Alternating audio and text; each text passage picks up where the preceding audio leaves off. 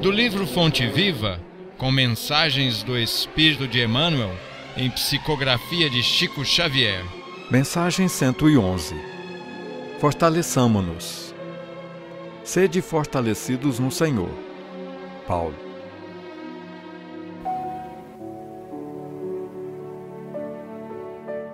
Há muita gente que se julga forte, nos recursos financeiros que surgem e fogem, na posse de terras que se transferem de dono, na beleza física que brilha e passa, nos parentes importantes que se transformam, na cultura da inteligência que muitas vezes se engana, na popularidade que conduz à desilusão, no poder político que o tempo desfaz, no oásis de felicidade exclusivista que a tempestade destrói. Sim, há muita gente que supõe vencer hoje para acabar vencida amanhã. Todavia, somente a consciência edificada na fé, pelos deveres bem cumpridos à face das leis eternas, consegue sustentar-se invulnerável sob o domínio próprio. Somente quem sabe sacrificar-se por amor encontra a incorruptível segurança. Fortaleçamo-nos, pois, no Senhor, e sigamos, de alma erguida, para a frente, na execução da tarefa que o Divino Mestre nos confiou. Convidamos a todos a lerem e meditarem em seus lares esta mensagem do livro Fonte Viva. Fortaleçamo-nos. Saudações a todos. Mais uma vez aqui estamos reunidos no CEL, Centro Espírita da Oração, cujo lema é elevar a alma pela oração, visando a proximidade inexorável de Deus. Dando continuidade aos nossos ciclos de palestras, nós vamos solicitar ao companheiro Guiarone que realize a prece inicial. Mestre Jesus, sob as bênçãos da Mãe Santíssima, agradecemos neste dia esta oportunidade de estudo, de reflexão, de aprendizado, não somente para nós, mas para todos aqueles que necessitam desse auxílio no universo, aqui em toda a orbe terrestre e por toda a parte. Muito obrigado, Senhor. Cumprimentamos a todos. Na continuidade da nossa apresentação do curso, hoje uma extensão em que teremos a presença da nossa querida Anete Ribeiro Guimarães, vai falar sobre a parte científica do nosso estudo, de forma a dar a nós um conhecimento profundo sobre a palavra. 50 arrobas com Jesus é um fardo leve. Interessantíssima essa palestra, muito profunda na questão científica e religiosa. Vamos, então, com a palestra da nossa querida Anete Ribeiro Guimarães.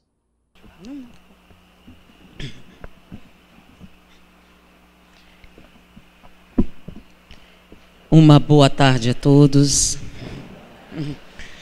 É uma alegria estar com vocês na tarde de hoje. Nós estávamos participando de uma aula de genética que versava a respeito da evolução das espécies, a teoria de Darwin, que dizia que os seres se desenvolviam a partir... E quando o professor começava a discorrer a respeito do significado da teoria evolutiva, um grupo de alunos se levantou, um deles tomou a palavra e, em protesto, disse mais ou menos assim: nós somos crentes, seguimos a palavra de Deus, e Deus diz que o homem foi criado à imagem e semelhança de Deus. Ele vem de Adão e Eva, e esta teoria aqui apresentada vai de encontro ao que Deus afirmou. Por isso, nós, em protesto, vamos nos retirar. E eles saíram. E o professor Depois de alguns instantes, continuou como se nada tivesse acontecido. Não deve ter sido a primeira vez. Ele continuou a aula, mas os alunos já não prestaram atenção em mais nada. E começaram a cochichar. E finalmente a aula terminou e todo mundo saiu correndo lá fora para comentar. E aí, eles serão expulsos? O que é que vai acontecer? Era uma universidade tradicional, havia uma série de normas. O que vão fazer com eles? Pode, se a gente não quiser, se não concordar, pode protestar sim, bora. Vão fazer alguma coisa com eles? Vão ser expulsos? Pode, não pode? Nesse momento, um outro rapaz tomou a palavra e disse: também, é isso que dá a deixar essa gente entrar numa universidade.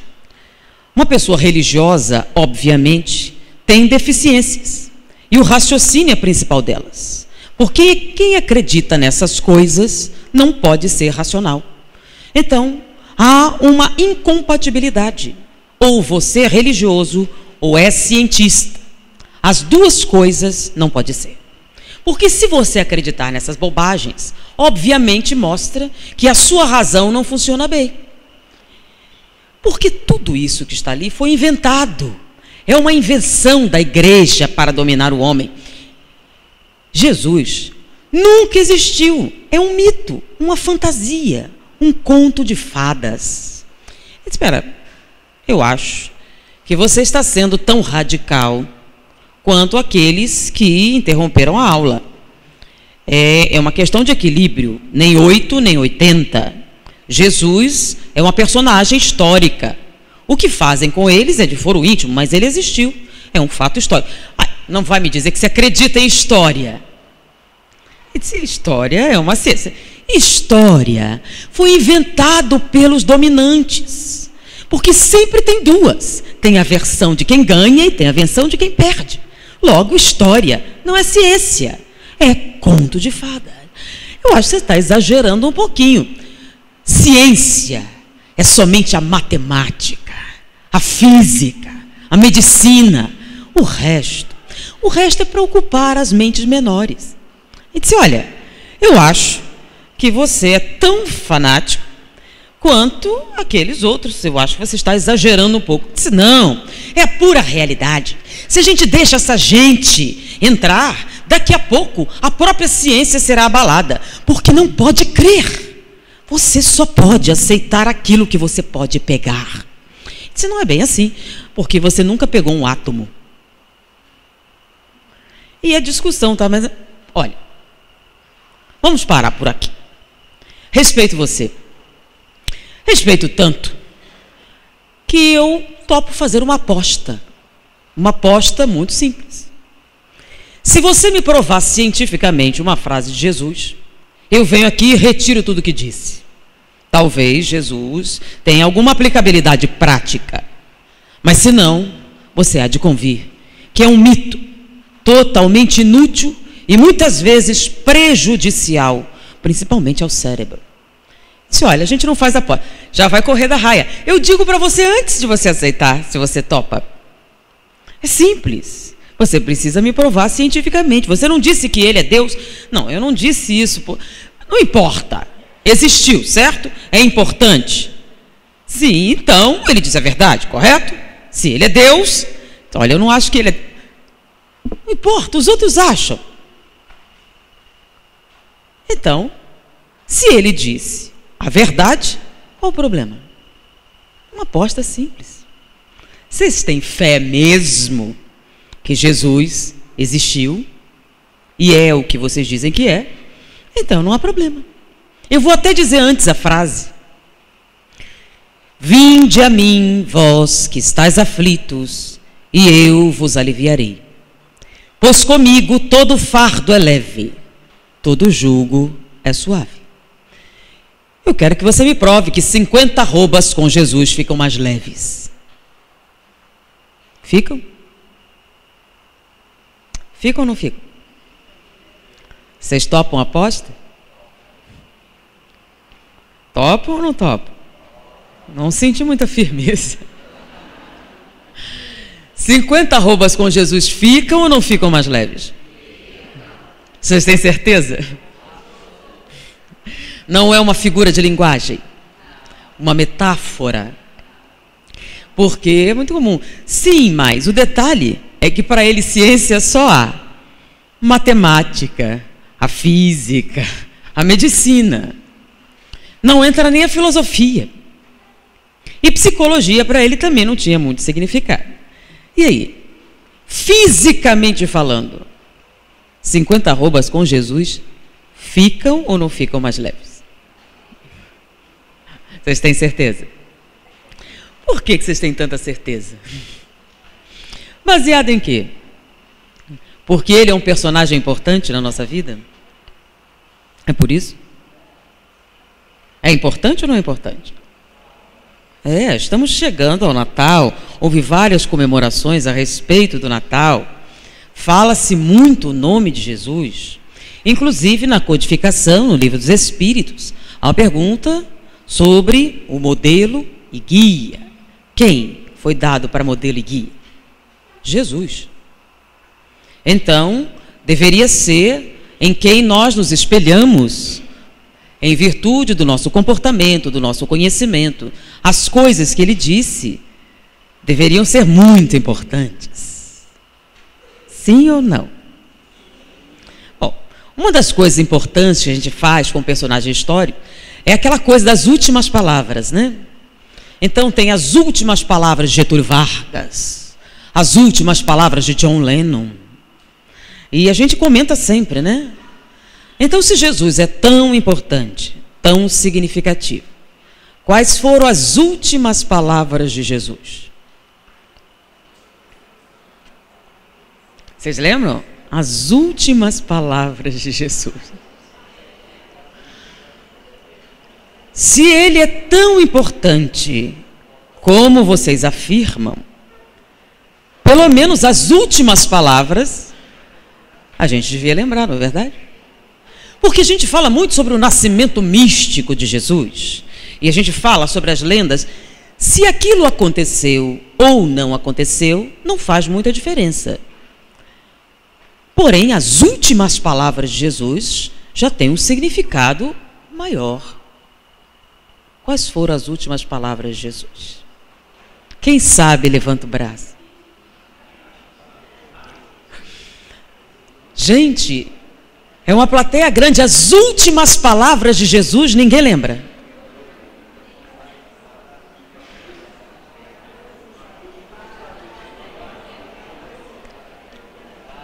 Que coisa séria. Tem 1, 2, 3, 4, 5. 5 pessoas lembram as últimas palavras de Jesus? Modelo e guia da humanidade, representante na Terra de tudo que deveríamos almejar. E a gente lembra as últimas de John Lennon, né? Entra até para a história as últimas palavras de vários homens importantes, e as de Jesus a gente não lembra. Tinha um que disse que acho. Quer tentar? Então diga. Poxa, mais alguém? Mais alguém? Você ouviu a palestra antes? Não, senão não valia. Em suas mãos entrego o meu espírito. Isso é interessante. Por que foi que Jesus ficou famoso? Porque o mundo se dividiu em antes, a história, né? Antes e depois dele. Justamente por quê? O que ele fez que foi tão importante, que o tornou tão conhecido? Foi justamente o fato dessas não serem as últimas palavras. Depois dessas palavras, o que aconteceu com ele? Morreu, certo? E depois? Continuou falando. Foi por isso que ele ficou famoso. Porque depois de morrer, ele voltou e continuou falando para um monte de gente. Quem foi a primeira? Maria de Magdala. Após morrer, ele volta à vida e fala com quem? Maria. Depois ele volta e fala com os discípulos. Lembra? Tem uma cena célebre de Tomé. Só acredito. Então venha. Depois disso, ele apareceu para os discípulos de Emaús. Depois foi a pesca milagrosa. Ele falou, foi coisa. Depois desse momento. Então ele ficou justamente famoso porque essas não foram as últimas palavras. E qual foram as últimas então? Para quem não sabe, eu também não vou contar. Podem pedir uma ajuda para os nossos irmãos protestantes. Todos eles têm uma Bíblia. Vocês podem pegar emprestado e dar uma olhada. Pelo menos, vamos lá. Quem já foi católico, levanta o braço. Fez a primeira comunhão. Catecismo. Qual foi o último sermão de Jesus? E é claro, depois dessa última fala, o que foi que aconteceu? Foi que aconteceu? Ascendeu aos céus, certo? Já deu uma ajuda. Qual o último sermão? Sermão da Ascensão. Porque logo depois ele fez o quê? Subiu aos céus. Então os ex-católicos lembram. Ok, sermão da Ascensão foi o último. E não foi algumas palavras, foi um sermão inteiro. Ele fez um sermão inteiro. E um sermão muito importante para nós que estamos aqui hoje. Porque nesse último sermão ele falou sobre o quê? Tá complicado, né, gente? Tá complicado, não é? E o pior é que muita gente já falou que eu não era espírita, que eu era só cientista. Porque não falava do Evangelho. E aí? Como fica? Qual foi o tema do último sermão de Jesus? Pensa bem, ele ia ascender aos céus, ia deixar... Aliás, qual foi a plateia dele no último sermão? Tinha uma plateia, não tinha? Não lembram? Não lembram da plateia? Tem locadora na cidade, vocês podem alugar, tem vários filmes. Para a gente dar uma pesquisada. Então o último sermão foi para os 500 da Galileia. 500 pessoas assistiram o último sermão. E o último sermão foi a respeito do que é que vocês cristãos devem fazer depois que eu me for. Não é verdade? É um sermão importante? Sim ou não? Inclusive para os espíritas é muito importante, porque faz uma referência especial a quem?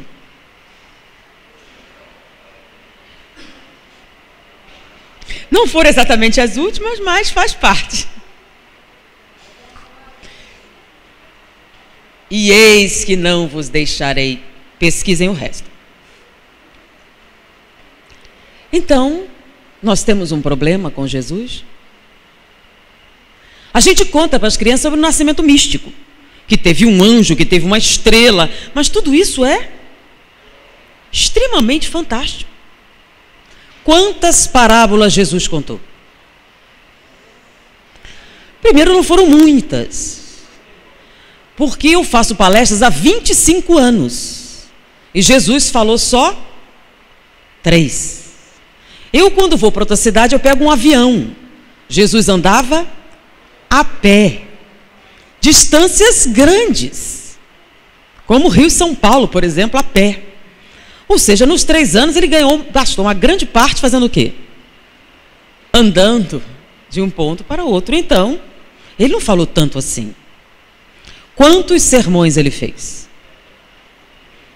Não foram muitos. Não foram muitos. Algumas histórias não chegam a 50. Não vou contar quantas, também não é justo, não é não? Então, foi mais de 40, menos de 50. Quantos sermões ele fez? Menos que 10, mais que 5. E nós não lembramos. As coisas que Jesus disse, que são o mais importante. Porque muitos lembram milagres que ele fez. Mas o que foi que ele disse? Se vocês disseram que o que ele falou é uma verdade científica, e o resto? E as outras coisas? Tem significado? Jesus tem aplicabilidade prática na nossa vida moderna?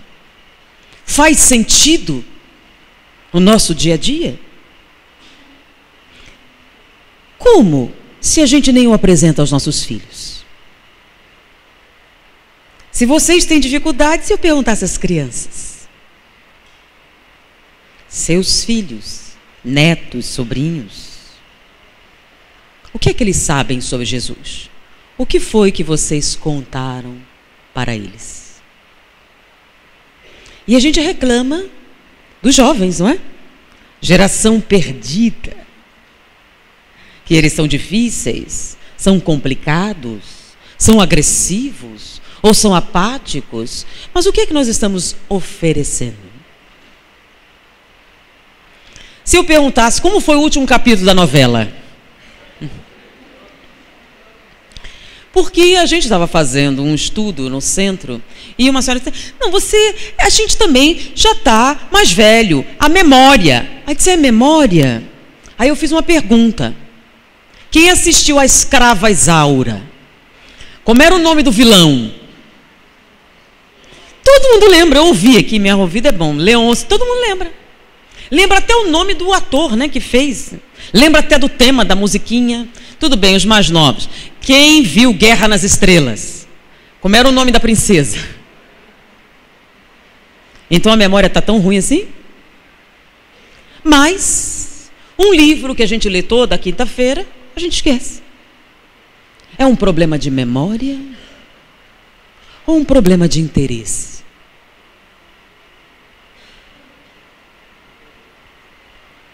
Jesus é importante na nossa vida? Então, na próxima vez que a gente falar, quando a gente lembrar quais foram as últimas palavras, a gente diz, verdade, muito importante em nossa vida. Se ele é tão importante assim, a gente tem que conhecer mais. Tem que aproximá-lo mais de nossa família.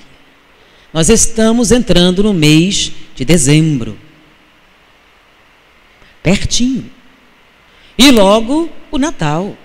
A festa máxima em comemoração a este ilustre desconhecido que nós comentamos tanto. Então, depois dessa experiência que a gente teve e vai contar hoje, nós tivemos o cuidado de pegar mais 10 expressões de Jesus para confirmá-las cientificamente.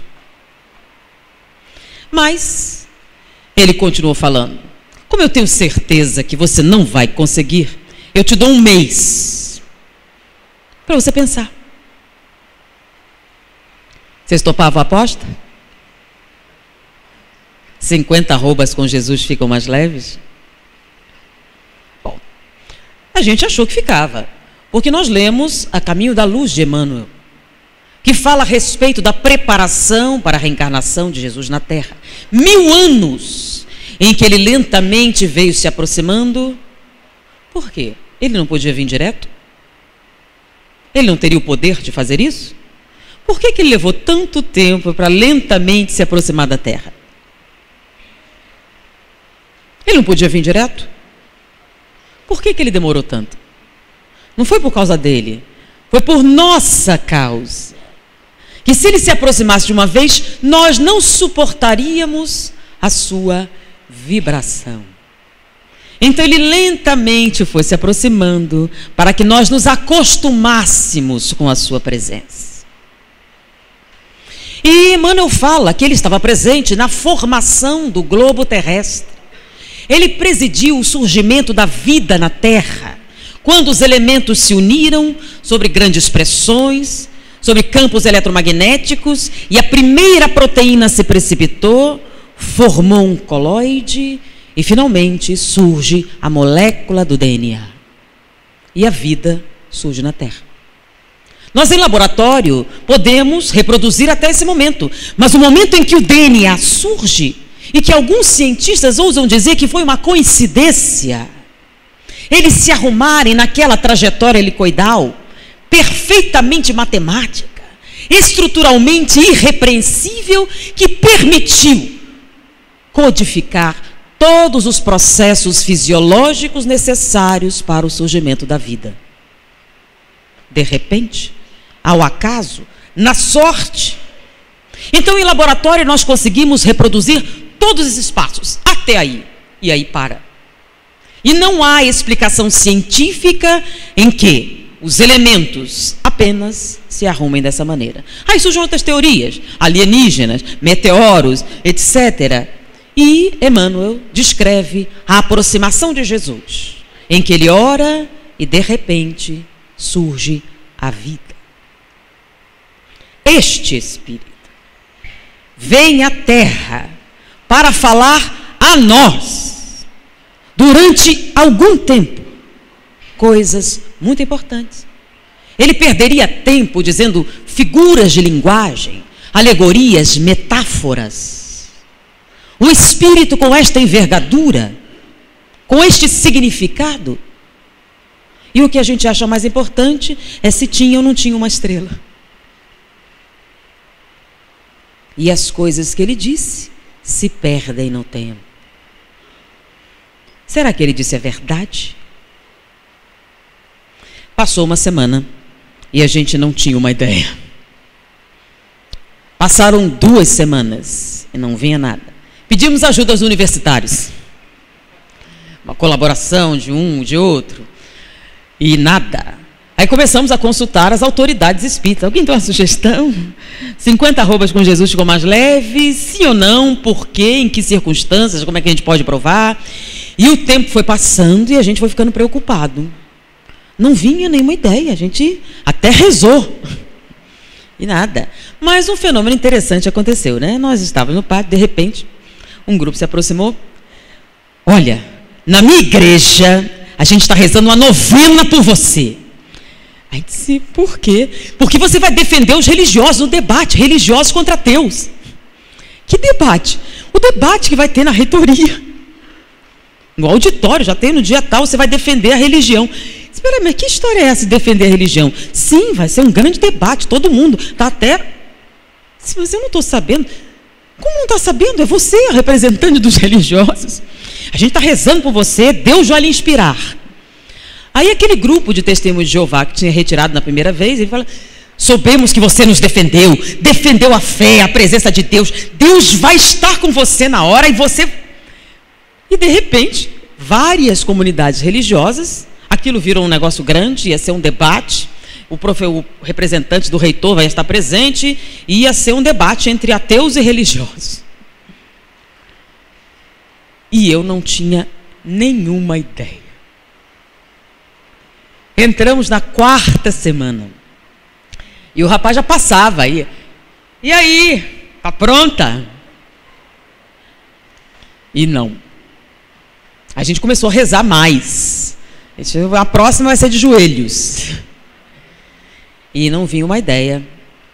Quando nós entramos para assistir uma aula de farmacologia. E o professor discorria a respeito dos analgésicos. Então ele colocou, analgésicos. Nós não podemos falar de analgésicos, que são os medicamentos para controle da dor, sem que vocês entendam exatamente o que significa a dor, o mecanismo da dor, a estrutura da dor. Porque vocês têm que tratá-la. Então, primeiro, vamos entender como a dor aparece e funciona, para depois eu explicar que medicamentos você vai utilizar. Então ele começou. A dor é um sinal fisiológico que caracteriza uma injúria celular, visando a integridade do organismo pelo reflexo de retirada. Vou traduzir. Primeiro momento chamou a atenção, sinal fisiológico. E aí um dos alunos me disse, mas professor, a dor não é um sinal de doença? Então como é que é um sinal fisiológico? Para entender, quando você tem um sintoma de uma doença, em medicina se chama sinal patológico. E se você tem batimentos cardíacos presentes, pressão arterial, temperatura, são sinais vitais. São sinais fisiológicos. Então, em vez de colocar a dor como um sinal de doença, Ele botou a dor como um sinal vital, como batimento cardíaco. Ou seja, só tem dor quem é vivo e saudável. Mas peraí, a dor não é um sinal de que a pessoa está doente? Não. A dor é um sinal de que a pessoa está viva e viável. Como assim? Toda vez que células morrem por algum motivo, o sistema nervoso central tem que ser avisado, para que você possa, pelo reflexo de retirada, proteger o organismo. Como assim? Se você encostar a mão na chapa quente, o que você faz? Oh, meu Deus, talvez eu esteja queimando minha mão. O que é que você faz quando encosta a mão na chapa quente? Antes de pensar no que aconteceu, não é verdade? Qual o objetivo? Se você for pensar, talvez, o que acontece? Perdeu a mão. Então a dor tem que objetivo? Proteger a sua integridade. Então, se você quebrar a perna, o que acontece se você não sentir nenhuma dor? Você vai continuar utilizando a perna até que você perca a função. Então, se você dormir num colchão mole demais, dói? Se for duro demais, dói também. Toda vez que você tem um comportamento prejudicial às suas células, o que aparece? Dor. Pare o que você está fazendo imediatamente, porque células estão morrendo. Quando a criança nasce com uma síndrome da ausência total da dor, normalmente a criança morre. Vai a óbito. Por quê? Porque você não vai saber se ela tem uma infecção de ouvido. Você não vai saber se ela está com fome. Você não vai saber que ela tem qualquer alteração prejudicial à sua sobrevivência. Quando você descobrir, é tarde demais. Então, a dor tem por objetivo a autopreservação. Isso é o que significa um sinal fisiológico. Porém, o professor continuou. Todas as pessoas sentem a dor da mesma maneira? Alguns espetam o dedo numa agulha e gritam. Outros, com câncer terminal, se comportam com a maior dignidade. O que significa? É piti? É um exagero? Ou as pessoas sentem a dor de maneira diferente? E aí o professor continuou. Na medula existe uma região chamada gate control. Peraí, o que isso tem a ver com Jesus e esses 50 arrobas? Paciência é uma virtude, a gente chega lá. Na medula existe uma região chamada gate control, portão de controle. É justamente um portão que se abre ou se fecha. E através desse portão passam os estímulos dolorosos. Toda vez que as células morrem, elas liberam certas substâncias que sensibilizam os nervos e conduzem o estímulo até a região cerebral correspondente, onde nós interpretamos esse estímulo como dor. Só que no meio do caminho existe um portão. Se o portão está totalmente aberto, todos os estímulos atingem o cérebro e você tem plena percepção da dor. Agora, se esse portão estiver meio fechado, por exemplo, 50% fechado, você só vai receber a metade dos estímulos dolorosos. Então, a sua dor com a mesma lesão será a metade da dor da outra pessoa que tem o portão totalmente aberto. E esse portão, exatamente o portão, ele pode estar 100%, 80%, 70%, 50%, 20%, 30%. Então, ele tem várias posições. De acordo com essa situação, você sente mais ou menos dor. Tá, e Jesus? Vamos chegar lá. Porém, o que faz com que esse portão se abra ou se feche? Aí ele diz que existe uma região no cérebro chamada sistema analgésico central. Analgesia é ausência de dor. Sistema analgésico central. Essa região produz algumas substâncias que, ao serem liberadas na corrente sanguínea, agem sobre o portão e o fecham. Então, quando ela produz, quanto mais substâncias ela produzir, mais fechado está o seu portão. Se ela não produz, o portão está totalmente aberto. Tudo bem? Entendi. E Jesus na história? Vamos chegar lá. Por que, então, o sistema analgésico central de algumas pessoas produz mais substâncias do que de outras pessoas? Isso é por causa da sua localização. O sistema analgésico central está localizado no arqueocórtex. Arqueo, de arqueologia, de arcaico, que significa primitivo, antigo. Então, o arqueocórtex é o nosso cérebro primitivo. Mas peraí, a gente tem mais de um? Sim. Nós temos 2. Nós temos a região mais interna, que é o arqueocórtex, e a região mais externa, que é o neocórtex. Neo, novo, novidade. Neocórtex. O arqueocórtex é aquela parte que, através do desenvolvimento embriológico e filogenético, nós temos em comum com os animais. Por isso chama-se cérebro primitivo. Porque a gente não foi evoluindo em espécies cada vez mais desenvolvidas. Nós estamos no ápice. Então, o neocórtex é um avanço evolucionário em cima de outros mamíferos. Então, o arqueocórtex guarda tudo que o homem tem em comum com os animais. Por exemplo, o animal sente dor. O homem sente dor. Onde fica a dor? No arqueocórtex. O animal sente medo. O homem sente medo. Onde fica o medo? No arqueocórtex. Então, tudo que nós fazemos, que os animais também fazem, está onde? No arqueocórtex. O arqueocórtex controla nossos batimentos cardíacos, a nossa digestão, todos os nossos processos neurovegetativos e também as coisas mais básicas. Raiva, medo, agressão, sexo. Todos esses aspectos que nós temos em comum com os demais animais estão aonde? No arqueocórtex. E no neocórtex está justamente tudo aquilo que nos diferencia do animal. Por exemplo, matemática. O homem faz matemática? Os animais fazem? Onde fica a matemática? No neocórtex. Pintura. Onde fica a pintura? Os animais pintam? Fica no neocórtex. Sinfonias, poesias. Então, tudo aquilo que diferencia o homem do animal está localizado no neocórtex. Mas o que é que isso tem a ver com Jesus e 50 arrobas?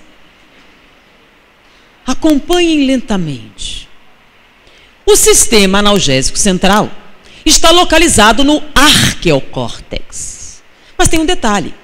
Quando o arqueocórtex está muito ativo, eletricamente falando, eletricamente e metabolicamente falando, ele inibe a ação do sistema analgésico central. Quando o arqueocórtex tem menos atividade, o que significa que a atividade maior está no neocórtex, ele libera o sistema analgésico central, ele trabalha mais intensamente, produz maior quantidade de substâncias, fecha mais o portão e você sente menos dor. Espera aí, e Jesus exarrou? Vamos indo, olha só. Toda vez que você aumenta a sua atividade elétrica cerebral no arqueocórtex, você sente, lembra? Inibe o sistema analgésico central, produz menos substâncias, abre mais o portão e você sente mais dor. O que significa isso praticamente? Toda vez que você se comporta como um animal, inibe o sistema analgésico central, produz menos substâncias e sente mais dor. Quando você concentra a sua atividade elétrica cerebral no neocórtex, ou seja, quando você se comporta como um ser humano, quando você deixa os impulsos animais, você libera o sistema analgésico central, ele fecha mais o portão e você sente menos dor. Está aí a resposta. Vamos ver. Você está carregando uma sacola muito pesada e tem que subir uma ladeira muito íngreme. O que acontece quando você está lá no meio?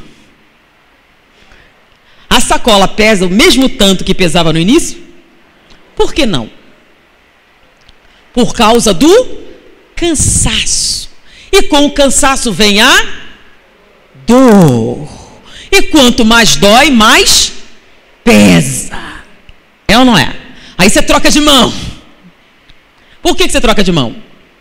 Porque dói. E cada vez pesa mais. E de repente, lá no meio da ladeira, você encontra quem? Você encontra Jesus, e ele começa a conversar com você, e de repente ele te conta quais foram as últimas palavras, e mais algumas histórias, e coisas importantes, e você se sensibiliza, porque ele disse exatamente, porque a frase não é só das arrobas, olha só. Vinde a mim, vós que estáis aflitos, e eu vos aliviarei. Pois comigo todo fardo é leve. Ele não especificou qual. Ele disse o quê? Qualquer um. Ele não disse se era mental, se era espiritual, qualquer fardo. Todo fardo é leve. Com quem? Comigo. O que significa estar com Jesus? Ele mesmo disse, tinha até uma camiseta. Meus discípulos serão reconhecidos por muitos se amarem. Bem-aventurados os mansos. Vós sois o sal da terra. E ele disse e descreveu perfeitamente. Quantas vezes devemos perdoar? Falou. A lei diz, mas eu digo, amai. Ele descreveu bem o que significa estar com ele? O que significa estar com ele? Neurologicamente falando. Significa concentrar a sua atividade cerebral a nível de neocórtex. Onde está a caridade? Onde está a solidariedade? Onde está o amor ao próximo? O amor aos inimigos? Onde é que está a mansuetude, a pacificação, etc.? O que significa estar com Jesus? Significa concentrar a sua atividade elétrica cerebral a nível de neocórtex, liberando o arqueocórtex e com isso aumentando a atividade do sistema analgésico central, fechando mais o portão e sentindo menos dor. Logo, 50 arrobas com Jesus ficam ou não ficam mais leves? De acordo com as mais modernas tendências da neurofisiologia moderna. Então não foi uma figura de linguagem, não foi uma alegoria, não foi uma ilustração. Ele disse a mais absoluta verdade. E a gente começa a entender os mártires, né? Como é que era possível que eles cantassem naquele momento? Entendam o que significa estar intensamente conectado com essa expressão. Estar com Ele. Verdadeiramente.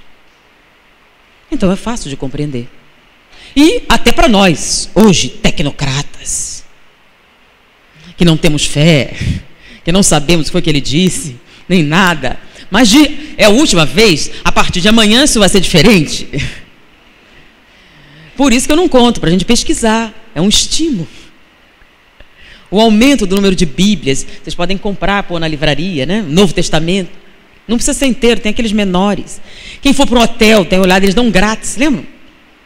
Ou então, pega um irmão protestante, todos têm mais de uma. Então pede emprestado. Foi uma recomendação lá no centro espírita que eu frequento, que se me arrumasse uma Bíblia. Se vocês não quiserem comprar, vão ter que ouvir a conversa. Mas é importante. Não foi a única verdade que ele disse. Tem inúmeras outras. E os livros se multiplicam. O maior vendedor da terra, Jesus. Jesus, o maior psicólogo que já existiu. Tem até um livro de marketing. Jesus e o marketing. Não sei o que tem a ver, mas está lá. Mas um estudo comparando Jesus e o marketing. E várias outras obras falando a respeito da atualidade do pensamento de Jesus. Da aplicabilidade prática dele em nossa vida. Então é importante que a gente conheça mais? Sim.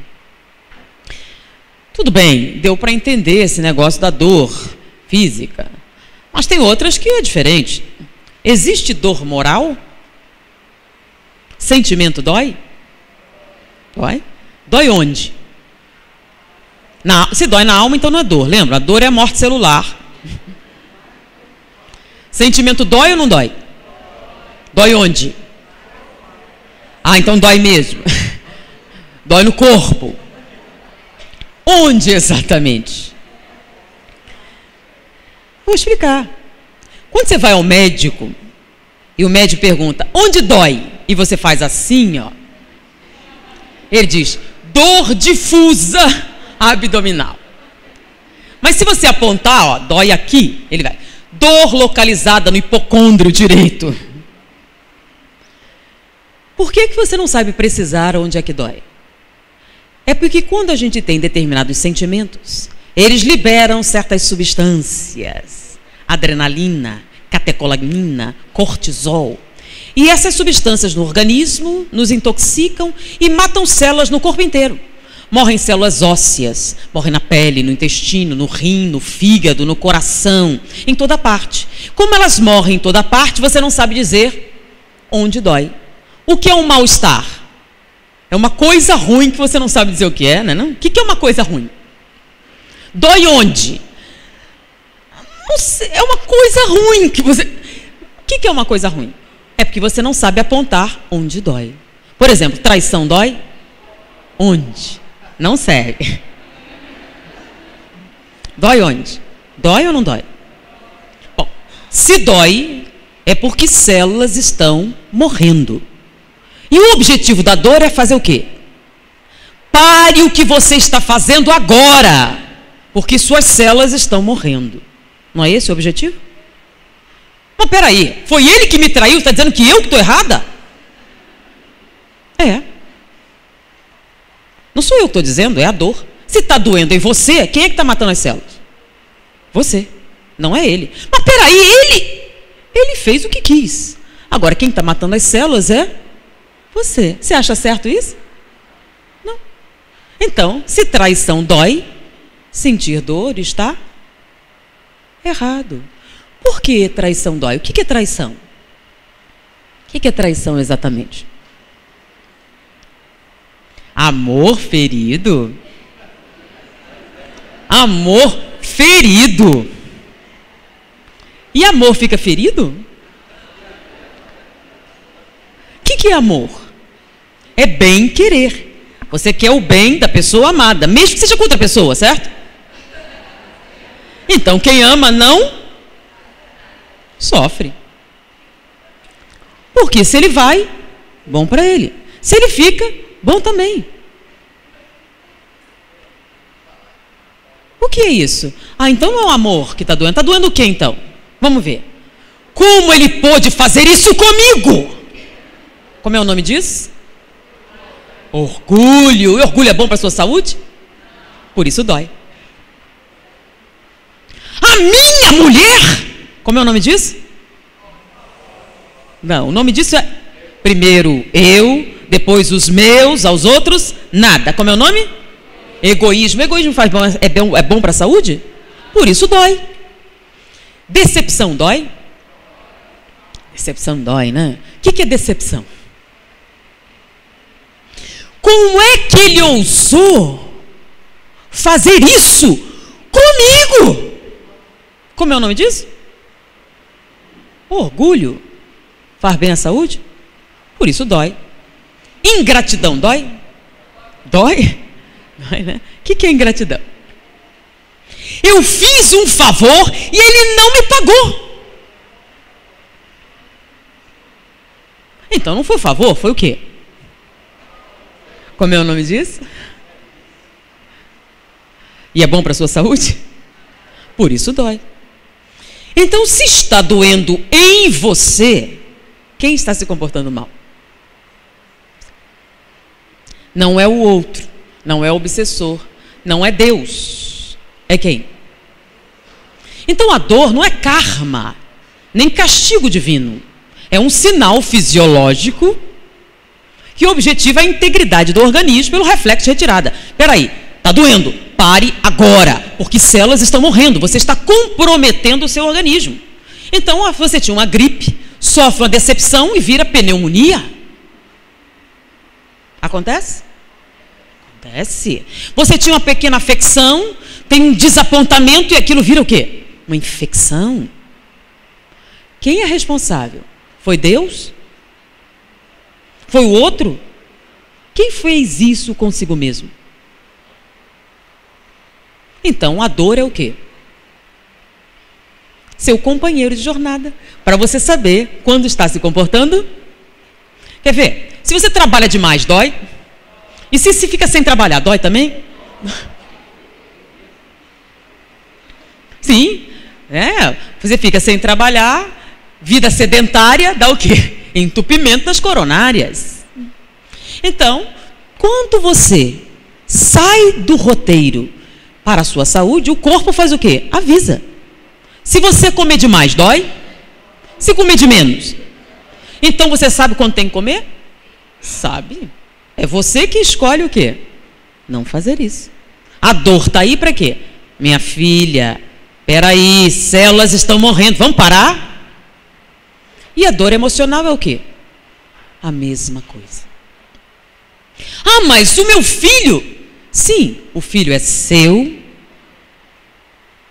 ou é de Deus? Primeiro, partindo da tese que são espíritas, né? Eles estão emprestados durante um tempo.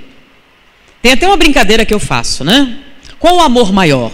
O amor de mãe ou de esposa? De mãe? Ela foi assertiva, de mãe. Por quê? Por que de mãe? Eu ouvi aqui, mais puro. É isso? Que é mais puro? Mais o quê?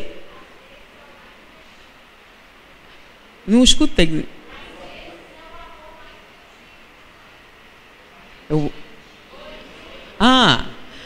Aqui é outra, incondicional. Mais o quê? Por causa da dor. Como é que é o sacrifício? Será que é isso mesmo? Será que amor de mãe é mais do que de esposa? Vamos fazer um teste? Teste simples. Todo mundo no automóvel, bate o carro, morrem todos. Vão para o mundo espiritual.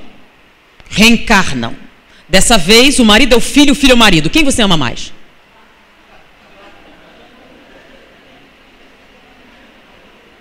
Pergunta simples. Se é amor, você vai amar quem? Sabe por quê que vocês amam mais o filho do que o marido?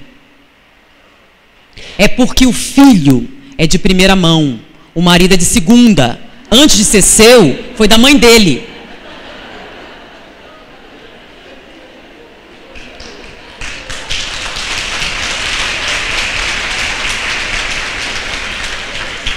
Não é pureza, é egoísmo. Primeiro os meus.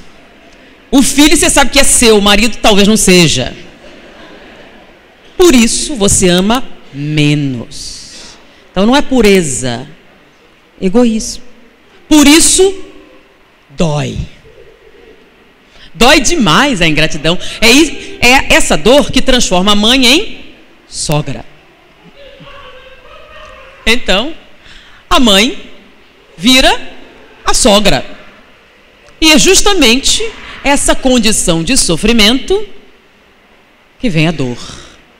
Porque se fosse amor, nós respeitaríamos o direito das experiências. Tem muitas mães que estão tão infelizes que passam a viver a vida dos filhos. Então elas têm aquela posição que sufoca, que absorve. Então os filhos sentem uma culpa terrível, porque eles sentem raiva. Mas é minha mãe. E você entra naquela coisa edipiana, né, que dá origem a tantos transtornos da personalidade. E é uma dor que foi Deus que colocou? E se está doendo, eu aviso de quê? De que você está se comportando mal. Mas espera aí, tem uma que não dá. Essa você não vai poder explicar. Essa é justa. A traição, tudo bem. Ingratidão vai. Decepção até que dá para aceitar. E a saudade? Saudade dói? E eu estou errado? Vamos lá. Vamos testar. 2 amigos estão presos num calabouço infecto. E um apoia o outro. Anos se passam sofrendo. Mas essa amizade ajuda a suportar. Um dia vem a notícia que um deles será libertado. O amigo que fica, sente o quê? Alegria porque o amigo vai ser libertado, ou fica triste por perder o companheiro?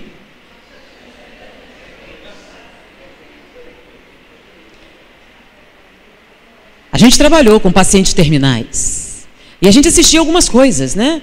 O que vai ser de mim agora que ela se foi? Quem vai lavar minhas camisas? Quem vai engomar minhas calças?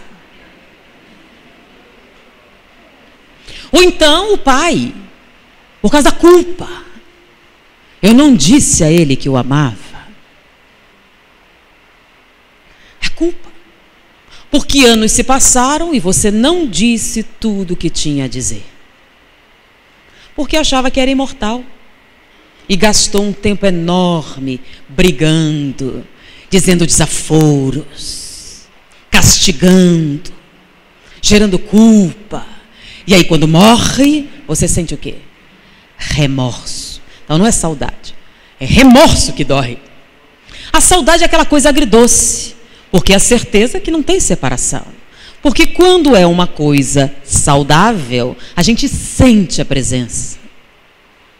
A gente encontra em sonhos. Essa dor terrível que a gente sente, não é saudade. Remorso, culpa. Isso dói. Então a gente tem que avaliar melhor o nosso sofrimento. A gente está acostumado a projetar nos outros as causas. Tem sempre alguém que é responsável. É o Brasil, é o governo, é isso, é aquilo. E a gente não coloca onde deveria estar a origem da nossa felicidade. Porque da mesma maneira que a dor somos nós que criamos, nós também somos os autores da nossa felicidade.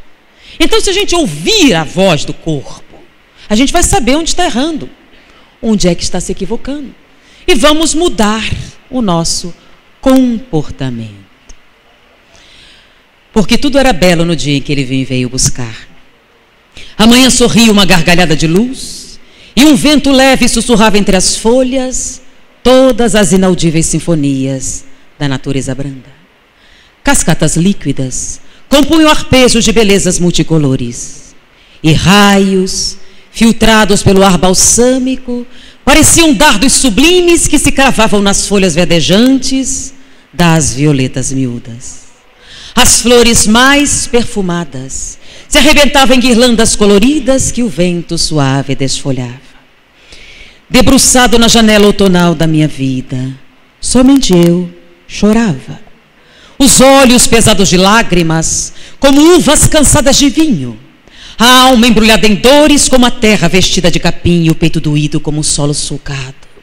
E uma tempestade rugindo no coração como os trovões descendo as escadarias dos céus, empurrados por Deus. E ele chegou, leve como um aroma, bom como um favo de mel. Não disse nada. Qualquer palavra arrebentaria a harmonia que cantava muda no sussurrar de todas as vozes quietas. Olhou-me e 2 réstias de dor saíram dos seus olhos e nos meus olhos se cravaram. Aquele rosto, pálido como uma folha de feno amadurecida, se apresentou tão triste, como um céu que chora à noite, ou como uma criança que sorri na dor. E eu o vi, me ergui e o segui.